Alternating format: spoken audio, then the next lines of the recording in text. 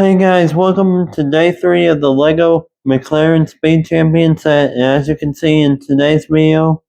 we will be finishing up the McLaren, and it looks really cool so far, so remember to smash that like and subscribe button for some awesome videos with Justin Sphere, and here's the time lapse for day 3.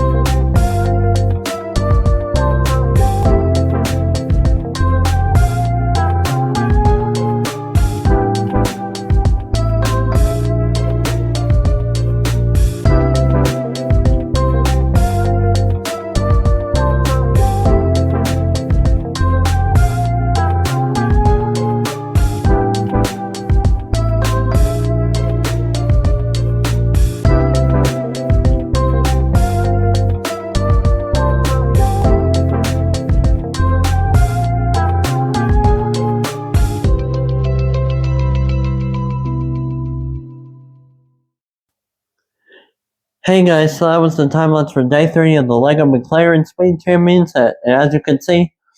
we have finished the set and it looks really cool, so remember to smash that like and subscribe button for some awesome videos with Justin Sphere, and I'll see you in another cool video with the Justin Sphere. See ya!